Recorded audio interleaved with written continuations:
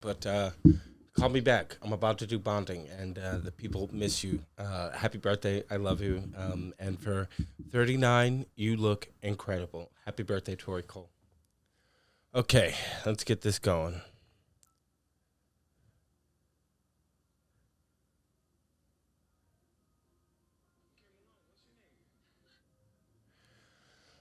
Okay.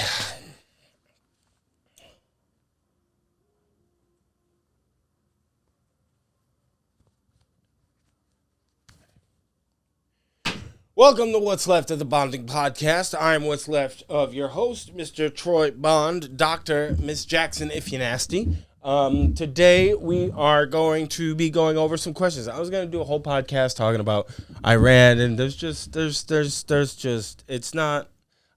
not happy. It's not funny. Right now, I'm still really kind of processing it, and I'm sore. I'm sore of every single day this year waking up, every single day for the last 2 years, waking up to some catastrophic shit at the whims of a senile old rapist with herpes, convicted of 34 felonies, and he somehow just gets to call the shots, and where he loves to tout the fact that we have killed the most evil man on the face of the planet, as if the most evil man on the face of the planet didn't just say that sentence out loud. So, what are my thoughts about the war in Iran? I'm anti-war all over the place, all across the board. I am anti-American lives being sent over there. Boots on the ground are not American lives. American lives are. I think they shouldn't. Every member of Congress who is going to vote to go ahead with this war should be forced to enlist somebody that they love, one of their loved ones. That was the big controversy in the early 2000s with Afghanistan and Iraq, because everybody was like, well, George Bush, send your fucking kids over there. And he's like, no, goddammit, I'm going to have one of them be the weak link on the Today Show. Now watch this drive. It's just an unnecessary loss of life. We need to do something about liberating the people of Iran, but that we does not have to be the United States, because when have we ever? Somebody can prove me wrong in the comments, but when have we ever done regime change and it worked out? Yeah, we killed the Ayatollah. Great, fantastic, cool, beautiful. What system of governance are you going to put in place of that?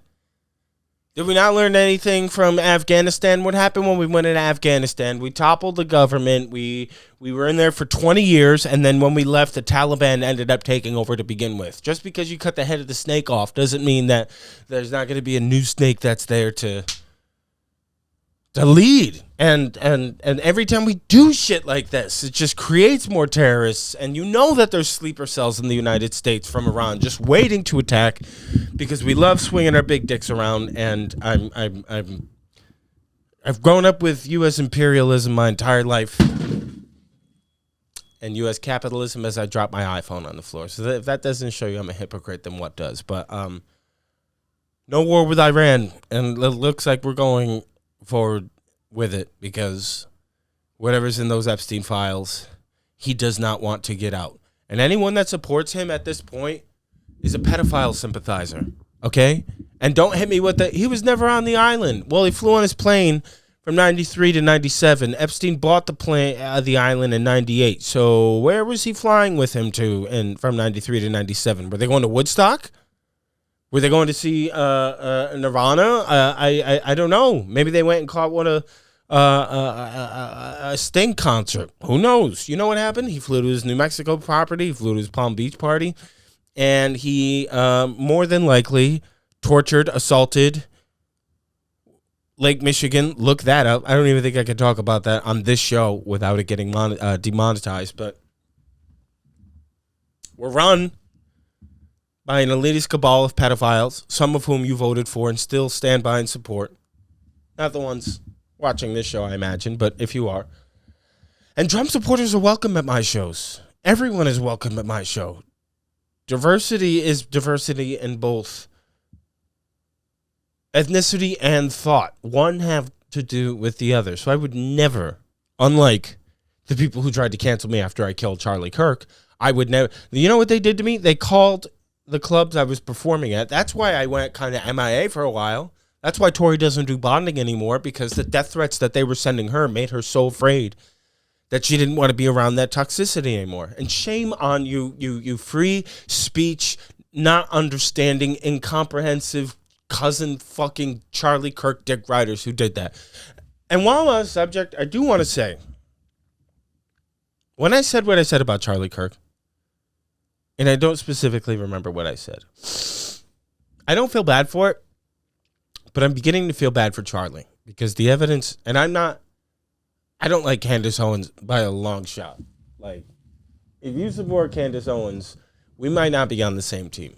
But even a broken clock is right twice a day. Candace Owens is a closeted lesbian and loves to talk about how the Democratic Party uses black people as tokens, as if she's not being used for that exact same reason in the Republican Party. But what differs Candace from the rest is there's that guy, Brylan Hollyhand or something, that said he was going to be the new Charlie Kirk when Charlie died. And then that lasted for about 2 minutes, because there won't be a new Charlie Kirk. Charlie Kirk's whole thing was establishing family values and this old school Rush Limbaugh doctrine of conservatism to the youth. And that may have worked in 2015 to 2022. But you're gonna be unable to indoctrinate Gen Z with those beliefs, because Gen Z are a generation of empaths, of researchers, of understanders. You'll be able to get the millennials, because millennials do know how to embrace the collective more than Gen Z does, and they've lived through all kinds of different political discourse, and millennials are a little bit closer to being older. That's like what happens with every celebrity in Hollywood. Like, they get famous, and then they get super Republican because they don't want to share their money with anyone else. Gen Z is a generation of leftists, not liberals, leftists. I vote Democrat every 4 years, and you think I want to? No, I'm voting for the lesser of two evils, and I, like a lot of other people my age, are waking up to the fact that voting for the lesser of two evils has gotten us nowhere. If you're like me, in 2016, I voted for Hillary Clinton.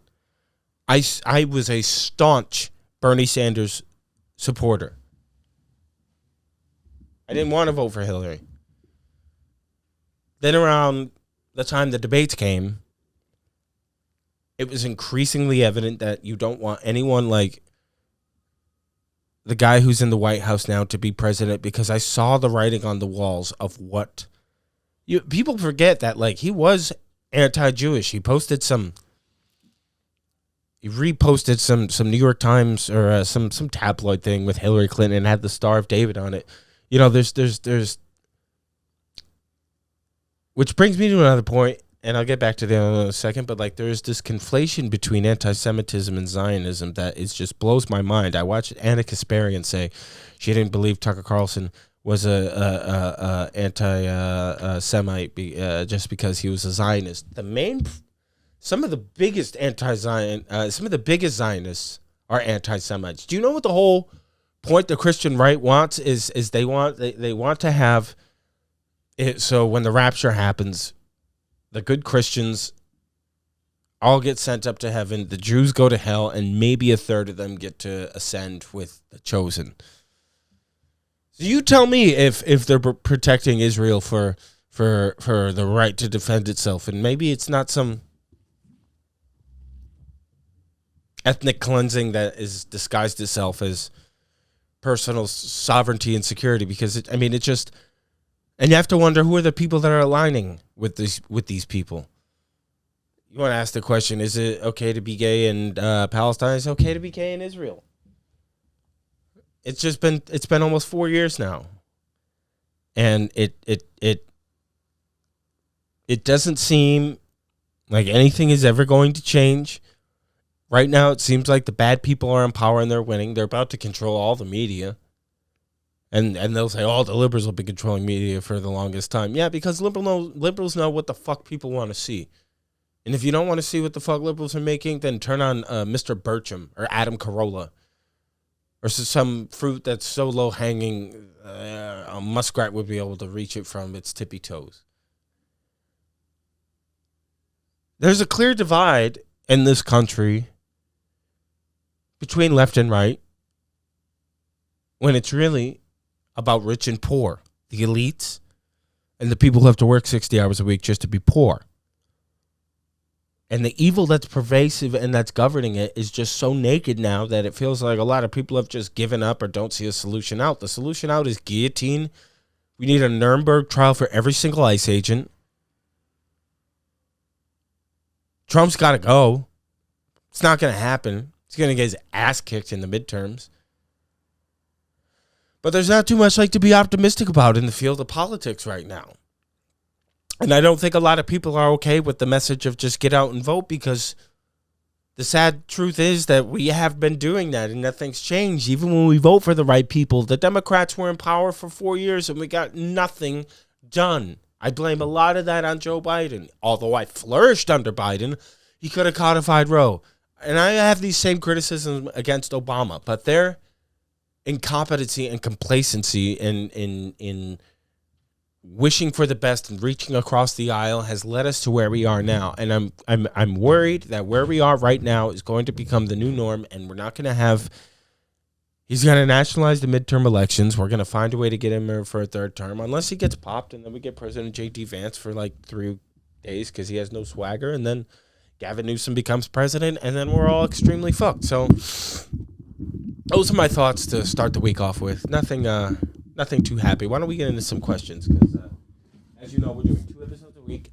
On Mondays, we have the questions episode, and on Thursdays, we have the Michael and Me segment with me and Jared Waters. So let's go into some of the questions that you asked on Instagram. If you want to shoot a question out to the show, you can do so at BondingPod on Instagram, and whatever you ask, I try to answer. Okay. This one comes in from Dietrich Titus. How do you go on tour? That's a great question, Dietrich. There's a few different ways that I don't know if you're asking like the actual act of traveling or how it starts, but I could break sort of both down for you. So I have an agent. I have an agency. I'm with CAA, Creative Artists Agency, best on the planet. Shout out to Yale Woolman and R11 and my manager, Logan Potter. And a myriad of other people who get to make those things happen. And what they do is they shop me around to a bunch of different markets. They send them an offer. I get the offer back. I always say yes because I love to work. I love to tour. And if I'm lucky, I can do that for the rest of my life. I guess a part of me is a tiny burnt out. Don't get me wrong. After not working for 6 months, I'm so happy to be back to it. Being on the road. And I did stand up at Broadway for 6-7 months. Thank you to Rich Brooks for allowing me to still be able to perform, because my life is just moments of distractions in between getting to go on stage. And that's where I feel like I'm actually doing something good for the people. My life's mission statement is leaving the world a little bit better than how it was when I woke up that morning. And when you do stand-up comedy and you make people laugh and you make them have a good time, you can actually do that. The process of being on tour for me is I've made some mistakes in the past. My first year of touring, it all came at me so fast. You know, like I went from a guy who some people knew on TikTok to that guy from TikTok to the modern Seinfelds to the Kamala Harris video. People would see me on the street and recognize me. And that ego sort of gets to you a little bit. You're like, I'm infallible. Nothing bad is going to ever happen to me ever. And then you start to realize that you feel that way because comedians have this thing where if they're good at their job, they're the only person who has ever said that thing. You know what I mean? Like music is the same, but like it's a collective of ideas, and you have instruments, and you have a band, and you have all these. But comedy is so great because if it's a good joke, you're like, I'm the only one who ever said that, and that's something I can take a lot of pride in. And so my process of being on tour is I try to live as presently as I can. I think I live by that Qui-Gon Jinn, your focus determines your reality. And when I first started touring, I had a bad problem with pills. I would have to take one to get up in the morning. I'd have to take an Adderall, 30 milligrams Adderall, sometimes 60 milligrams of Adderall just to get through and get used to being in different time zones because you don't really get to sleep that much and you have to be funny. It's not like I can hide behind a guitar. I have to like use my words, and if I'm not there, the audience is going to be able to tell.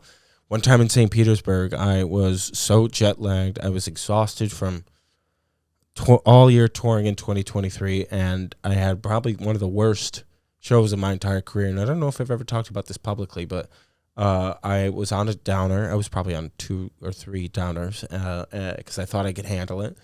And I go on stage for an hour, and I mean, just gibberish. You could not understand a single word I was saying. My manager was trying to get me off stage. I was fighting her on it. I did the full hour, but I held my head in shame that entire weekend. A month later, I go to rehab. Left rehab after 2 days. And I'm at the age now where you can have, I'm very specific about what I can drink. I like wine, red or white.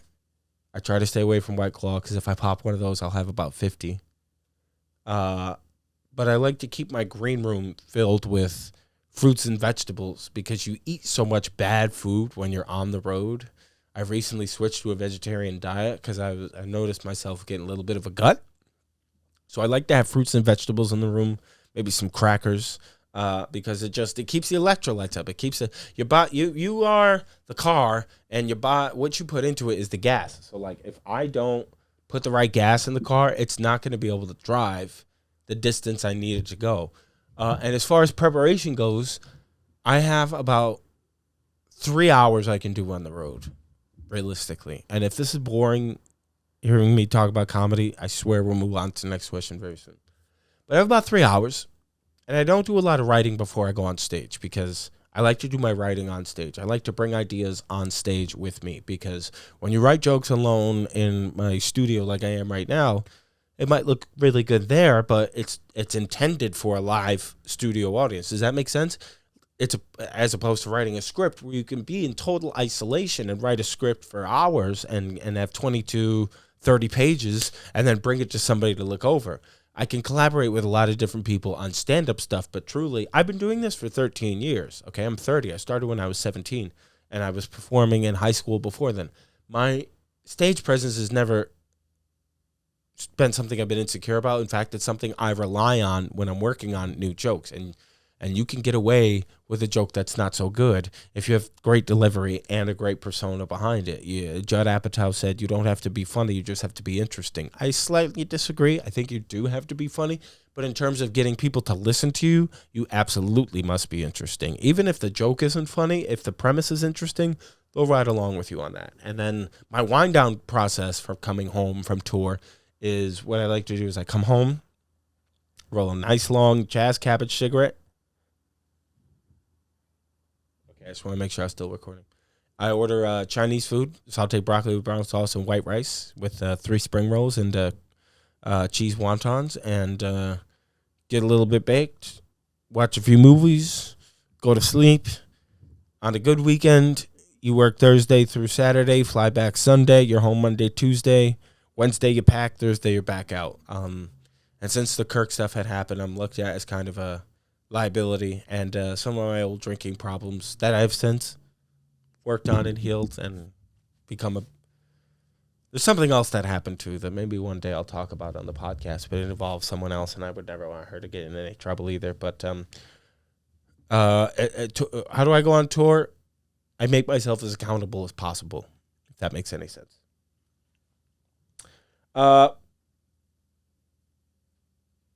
Do you believe in God? I do not believe in God. And I don't.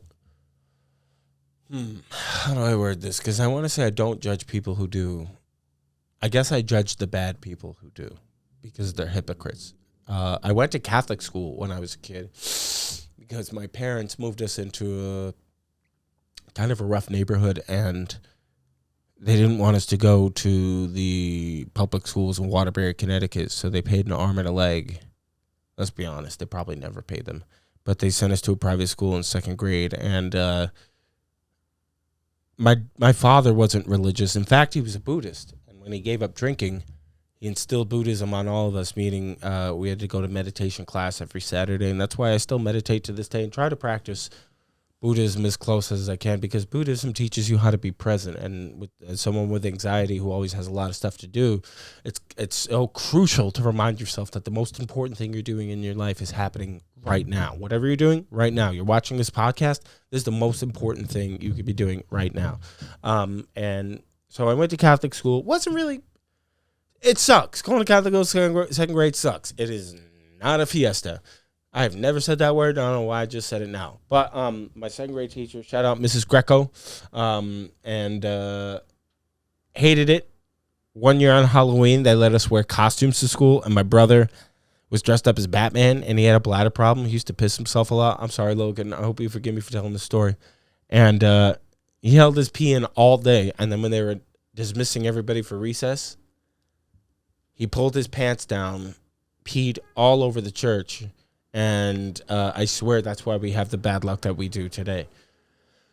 I think religion does a lot of good for this world. I see religions helping communities, and I also see them being hypocrites. Do I think people like Joel Osteen and mega churches are good ideas? Absolutely not. Especially that hurricane happened a few years ago, and he wouldn't let anyone in his dome to seek refuge. That's not very Christian of you, Joel. I also think that the upside to religion is it's an opiate to people who want to be able to see the people that they lost once again, and I totally understand that. I just have not seen evidence to make me believe that there is a God. I'm a bit cynical. He's either all powerful or all loving. Not to quote Batman vs. Superman, because that line is cringy as fuck. But if there was a God, I wouldn't want to live in his heaven. Because I don't want to live with somebody who can give kids cancer, who can blow off the arms of innocent children in Palestine and Iran, and let children go hungry in my country. I don't know if that's a guy I want to worship. But I do think that humanity, left to its own devices, is evil. And while I don't think that you need religion to be a good person, some people do need it to be their moral code. And for that, I'm grateful. A few months ago, when they said, remember like back in Thanksgiving, they said they were going to get rid of SNAP benefits? So there's this woman that went online, and she was calling different churches saying, could she get formula for her baby? She didn't really have a baby. She was just doing a social experiment. And like 9 out of 10 churches said they can't help her because she's not a member. I'm pretty sure it's not what Christ meant by saying take the other cheek or turn the other cheek. I've just seen too many people die at the hands of religion. I've seen a lot of lives saved at the hands of religion, but to me, it's a mind control rooted in misogyny to live in fear of a judgmental God who created you in his own image. So if you're gay, he's going to burn you in hell because he made a mistake. I'm not saying anything new here, and I'm not offending anyone who's religious, because I've prayed with many different religious groups. I respect it. I think it's very loving and welcoming when you ask me to be a part of your faith. I recognize and understand, and the beauty of that is not lost on me. And I have faith in what? I don't know. I think you need to have some kind of faith in this life. Faith gets you out of bed in the morning. Faith tells you that you can help the starfish that's beached on the beach. I just have been hurt and have seen people be hurt, and don't think religion.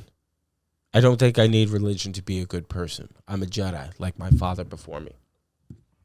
Would you like to be married and a father? Wow, that's a good question. It's something you think about, right? For a while, I didn't. I didn't want to be married because I didn't want to pass on what was wrong with me to my kids, right? And I remember saying that to my father once. My father said, I had the same worry about you, and look at you now. And I'm like, yeah, fucking depressed. But I get what he meant. He thought he was going to see the worst parts of him in me, and maybe some of those traits passed over.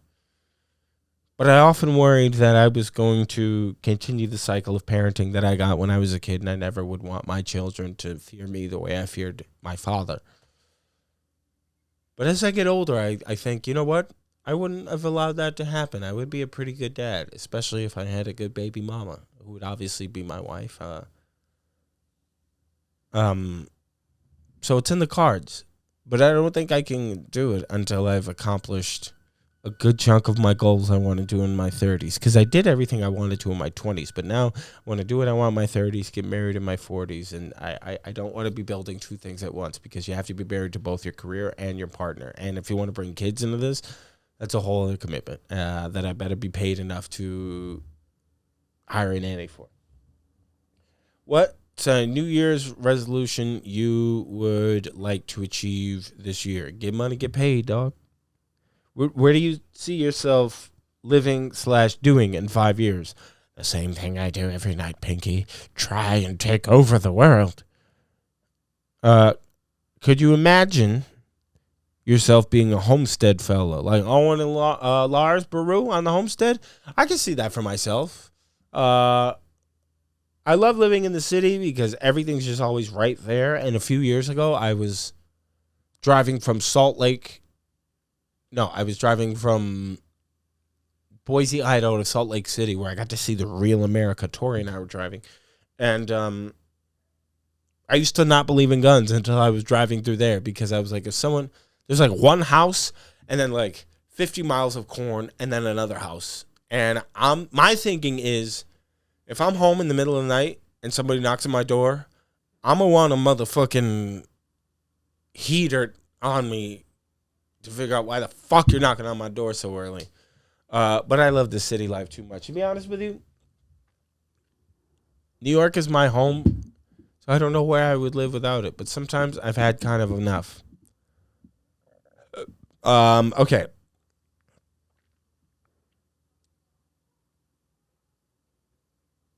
How do you feel about Michael's marriage with Lisa Marie Presley? People say she looked so happy.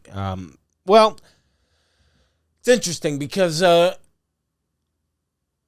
they met in the 70s when the Jacksons were doing a family act on the Sunset Strip, and he was about 10 years older than her, and he kept trying to get her number, and then eventually, I guess, one day he did, and then they get married like 20 years after she got divorced, and this was right after the allegations, so a lot of people thought that it was a cover-up.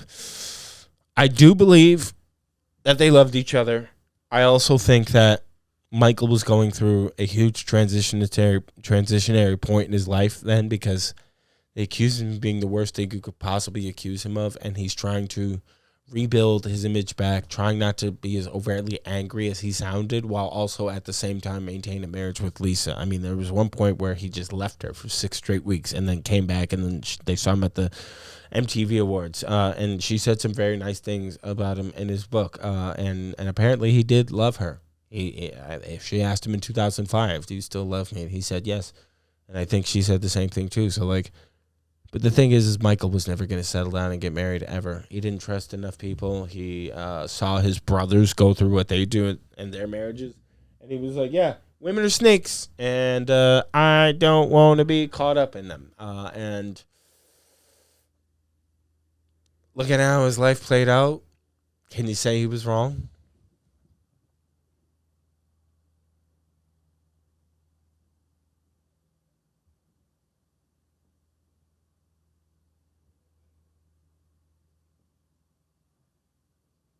How do I make my Mexican, Republican, Catholic, Trump-loving dad less brainwashed?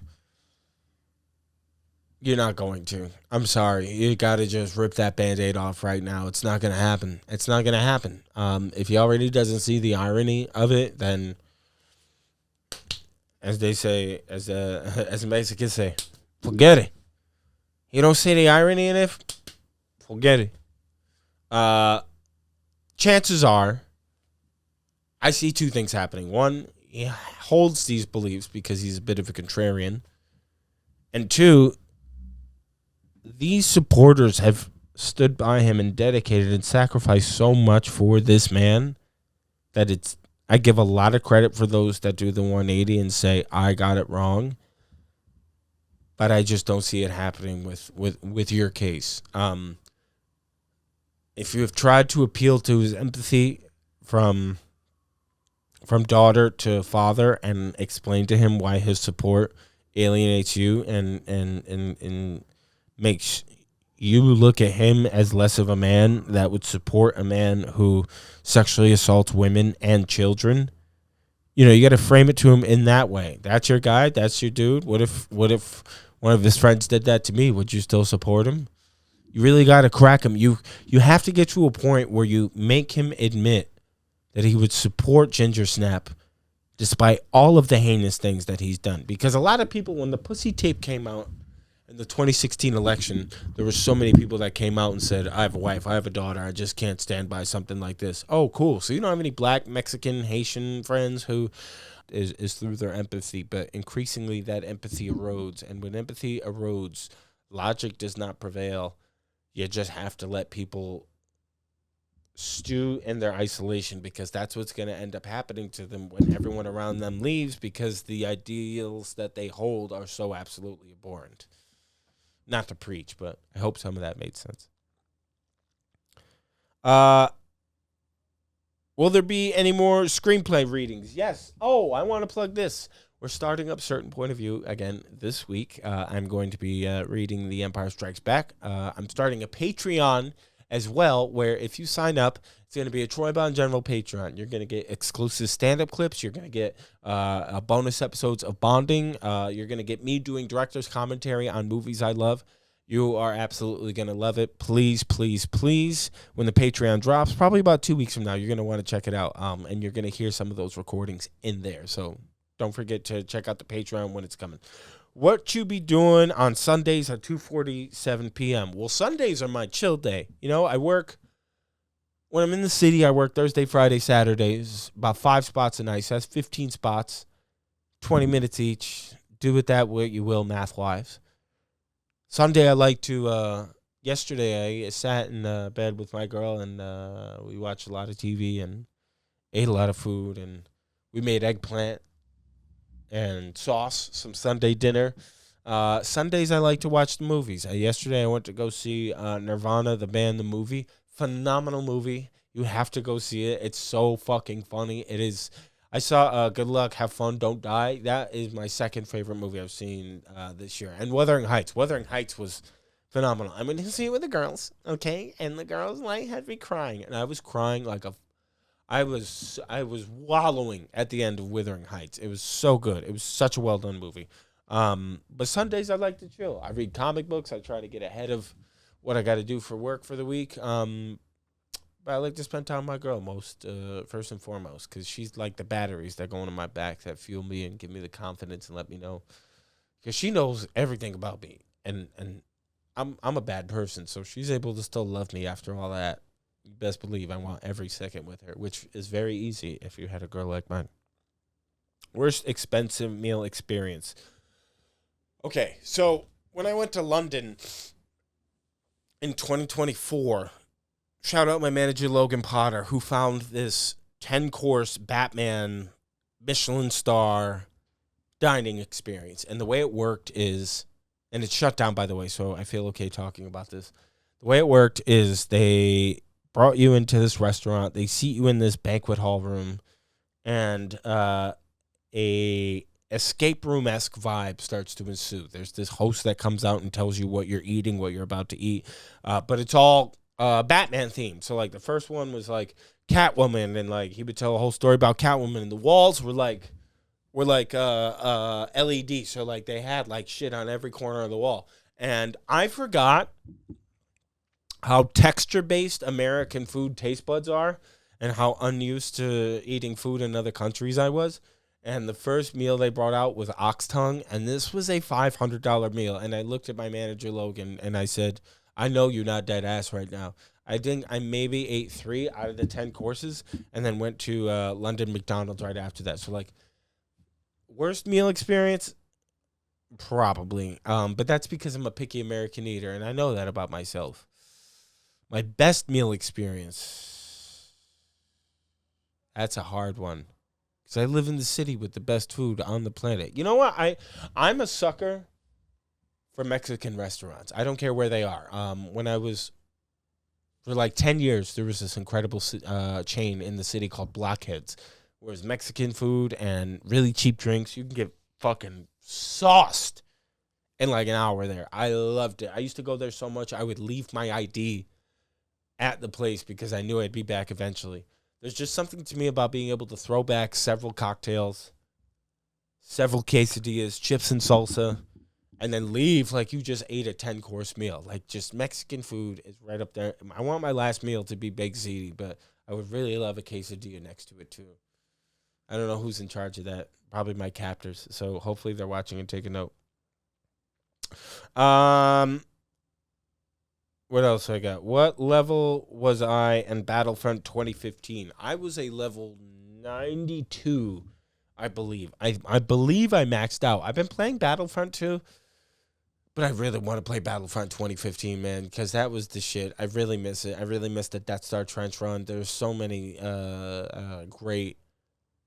The Scarif map was amazing. I loved how Heroes versus Villains did. Hero Hunt, that was really good. There were so many great parts of that game. I really wish we could get like either an offline version of the online maps or like some kind of revitalization. If anyone listening to this wants to ever play Battlefront with me on PlayStation, my username is ObiBond. I accept everyone. Maybe one day let's get a party going. Hi, Troy. I know you love Michael Jackson, but is there a Michael Jackson song that is your least favorite? Okay. It's called Little Susie. I think it's about JonBenet Ramsey. And it's just sad to me. It's about a girl who was assaulted and then nobody came to help her. I know the lyrics to every Michael song. I don't know all the lyrics to that one, and I should, but it's a hard watch. Are you going to be coming to the UK soon? Brother, call your local UK venues. Tell them send Troy Bond over there, and I'll be there in a heartbeat. I am dying to come back to the UK. Are you a fan of The Crow? Check out my Secret Identity episode about The Crow, and thank you for saying I look like Brandon Lee. You coming to London anytime soon? Same answer, man. Hit up your local comedy club, your coffee shop. Last time I went there, I had a blast. Get me back out there. I loved it out there. Are you? I have not watched Heated Rivalry. It's just not for me. I've heard it's great. I don't like hockey. I don't like dick. I think that counts me out. What are your thoughts about the latest trailer on The Mandalorian and Grogu? I've got a few thoughts. Because I thought the last season of Mandalorian was dog shit. Not dog shit, but like unnecessary. I thought Grogu should have stayed with Luke. I thought that the Mythosaur from the first episode, who we haven't seen in Star Wars lore ever, it was believed to be extinct until it came out of the water in that episode. I think the Christopher Lloyd Webber episode was in that one where he was a separatist as a pejorative term. They did Bo-Katan's character dirty. I'm sorry. Bo-Katan was like kind of important in Clone Wars, but she was kind of dumb because like she joined the Death Clan and the Death Clan killed her sister. Like, what the fuck did you think was gonna happen? I liked the ending. The ending was cool with the old school like Japanese movie where it's circle, the circle fade out with that's all folks with Grogu and him fishing. I thought that was really cool. And every trailer up until the one that came out maybe a week ago looked like ass. And now I'm in for it. Here's the thing you have to understand. Without Disney buying Star Wars, it would have faded into expanded universe stuff. And don't tell me you would have preferred expanded universe, because that just tells me right there you don't know the expanded universe. There's some fucking horrible shit in there. And are they borrowing EU ideas for the new Star Wars stuff? Of course they are. But EU was a fucking disaster. There's some really great stuff in there, but there's a lot of also a dog a doo-doo. What else we got here? Should I just end it all? Like, it's ending the same way anyway, right? What? Of course not. What? What do you mean? End it all today? not knowing what's ahead of you, sure, we're going to die alone. And people will forget us. And this whole galaxy will explode when the sun does. Does that make life any less worth living? Do you feel this way because you're not being fulfilled in some capacity? Do you feel like you're being overlooked? Do you feel like nobody even knows who you are?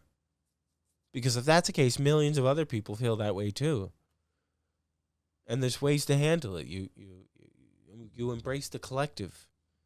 It sounds like what you're feeling is extremely bleak, and it's very much nothing really is it's not gonna make a difference. What if I do this or I do that?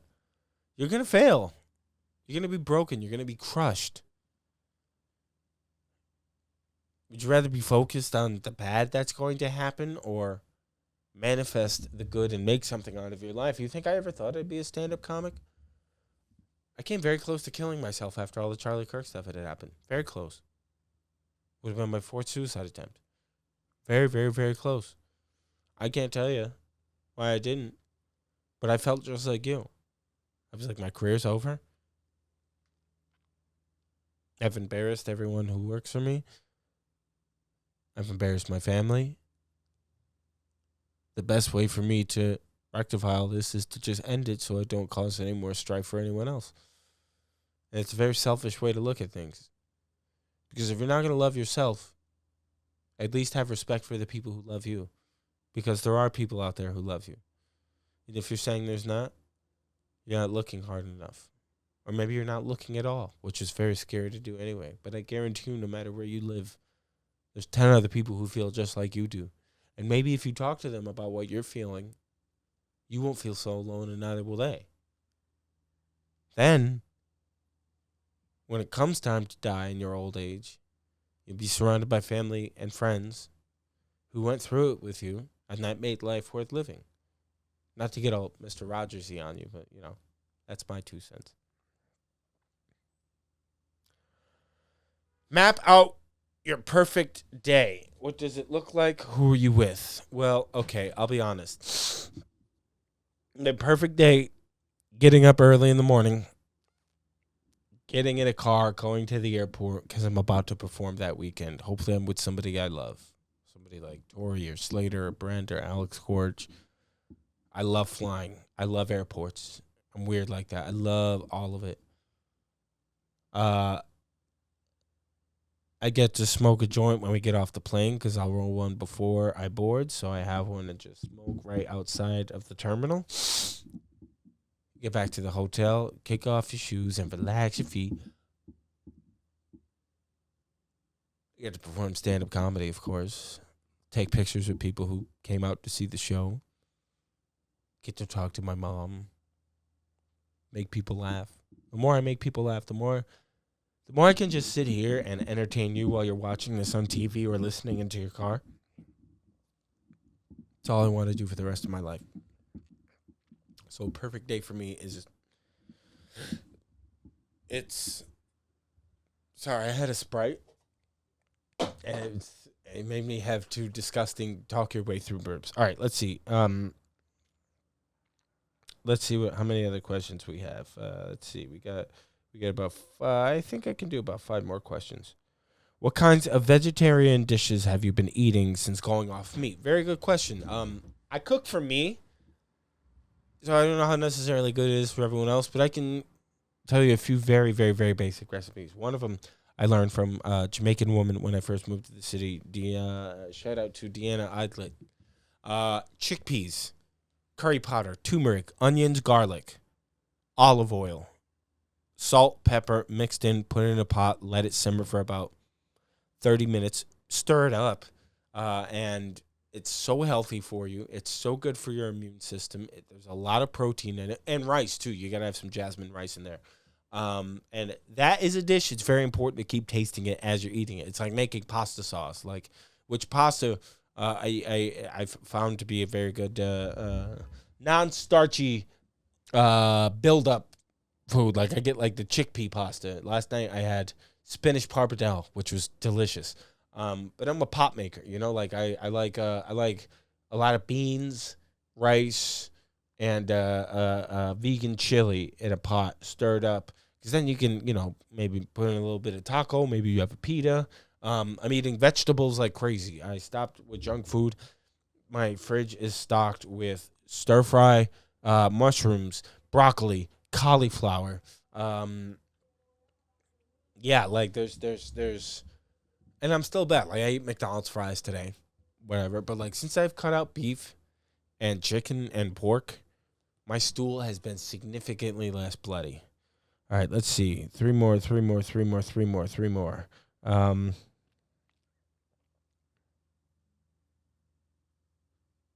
All right, here's a good last two. If you could be any animal, what would you be? Gorilla. No doubt. They live very chill lives. And they're buff as fuck and they never lift any weights. And what was the second question? Favorite color? Red, baby. Can never go wrong with red. Okay. I hope that wasn't too boring. I told you we're trying to do 2 episodes a week. Thursday will be the thriller review of Michael and Me. Please be sure to follow along on Instagram, TikTok, Facebook. If you want to submit a question, shoot it at Bonding Pod on Instagram. I'll be sure to see it there. Also, every Sunday, I post on the Bonding Pod, Ask Me a Question, and hopefully you can see it then. I'm going on the road this Friday and Saturday in Bragg, California. I have a date coming up in Naples, Florida, and many more. You can catch them in the link down below. Until next time, never trust a big button to smile. I love you, Troy Scouts.